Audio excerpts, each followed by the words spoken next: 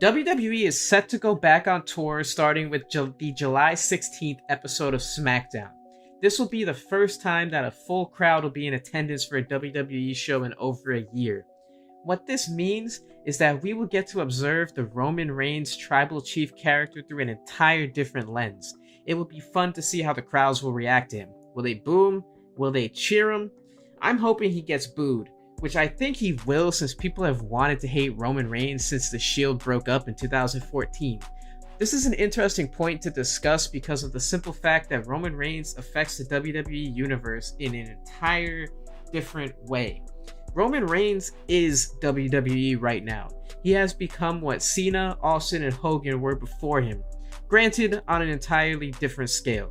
Imagine a world where the big dog character of Roman Reigns is the only thing reminiscent of a star in WWE throughout the pandemic. Would you be watching SmackDown every single week to watch a babyface Roman Reigns squash a mumbling heel Cesaro or a heel Daniel Bryan at consecutive pay-per-views? If Roman Reigns gets cheered at live shows, Vince McMahon may get to thinking that his idea of a babyface Reigns has worked all along. Turning Reigns babyface could be a mistake.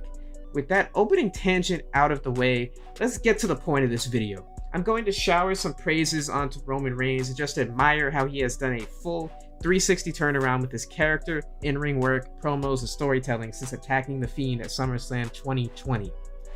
The WWE revolves around Roman Reigns. As he put it, everything he touches turns to gold right now. He seemingly can do no wrong in the eyes of many a wrestling fan. Since his return, I would argue he has not had a bad match on pay-per-view. Matter of fact, I don't think he's had a bad match during that time frame, period. He has elevated guys like Jey Uso from hosting karaoke contests to having Match of the Year candidates. He defended his Universal title in front of a live audience in the main event of WrestleMania 37, and so much more in between. Without Roman Reigns, where the hell would WWE be right now?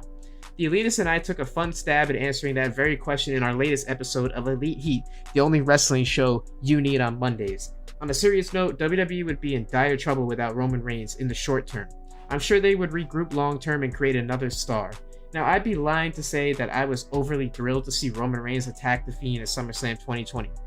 Don't get me wrong, I like Roman and I was happy to see him, but in the back of my mind, I just could not shake the thought of him just being his big dog character that I had grown increasingly tired of. Needless to say, those reservations about Reigns have been washed away when on the August 28th episode of SmackDown, it ended with Roman Reigns and Paul Heyman sitting on a couch together. The sheer sight of those two hanging out sent the wrestling world into a frenzy. People were rejoicing at the sight of a much-needed character change for Roman Reigns, which is exactly what we got. Reigns was no longer the big dog sporting his old Shield gear and black wrist tape. He was wearing a t-shirt, jogging pants, and Jordans, with Paul Heyman speaking on his behalf. Did this necessary change occur because of the pandemic? Pretty likely. We know that WWE is wary of making change unless it really has to, and after months of empty arena shows in the Performance Center with a paper-thin roster, it just had to. I'm not going to discount some of the great talent that carried WWE throughout the early months of the pandemic. Drew McIntyre, Lashley, Sasha Banks, and Bayley, and so many others deserve a nod. As great as McIntyre is, Roman Reigns is just that much greater. Drew can certainly reach that level, and hell, he could even go beyond what Roman Reigns is right now. Hell in a Cell 2020 came and went on Father's Day, and significant by his absence was Roman Reigns. We felt this absence. The attitude going into the show was like, well, Roman's not there, I can skip the show, or this show won't be that good. That is what makes Roman so special right now. He feels must-see. In 2017, if Roman missed a pay-per-view, fans probably would have rejoiced, hoping that one of their favorites, AJ Styles, Seth Rollins, or Dean Ambrose would take his place at the top. It is important to remember, Roman Reigns has been the top guy since 2015, having main evented 5 WrestleManias in that span. He has not felt like that top guy, though, up until this point. I don't know just how long the Tribal Chief magic will stick, but it is super important that we don't take this version of Roman for granted. I feel like this run that Reigns is on right now will be looked back upon fondly for years and years to come. This stuff Reigns is doing right now, where he is on a year-long streak of consecutive banger pay-per-view matches, is simply unheard of.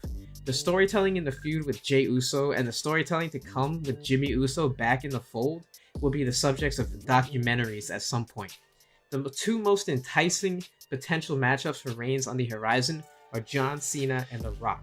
The rumor mills are swirling that Cena and Reigns will square off at SummerSlam next month, and I just can't help but fantasize what a war of words will be like between the two this time around. We all know what happened last time when these two engaged in a promo battle. Not a great look for Roman.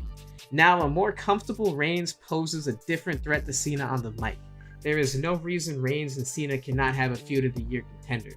How poetic would the story be if Cena put an end to the year-long reign of the Tribal Chief and won his 17th world title? That's what storytelling is supposed to be. The other potential opponent for Reigns and The Rock, this is the one that writes itself. Rock has a legitimate claim to be the real head of the table and can make his way back to WWE to remind his cousin just who exactly runs their family. Reigns and The Rock have both been open about the prospect of a potential dream match between the two. The storytelling here would simply be through the roof. The most electrifying man in all of entertainment can bring out a new side of Roman Reigns that we have never seen before. Combine all these factors with the fact that there is no clear-cut man that can dethrone Reigns in the current roster, and you have further proof that Reigns is the biggest thing going in WWE. All up-and-coming stars will need to go through Reigns at some point, though, to prove themselves and show that they belong. Is Roman Reigns a megastar like Hulk Hogan, Cena, and The Rock? No. Is Roman Reigns the technical wrestler that Bret Hart and Kurt Angle were? No.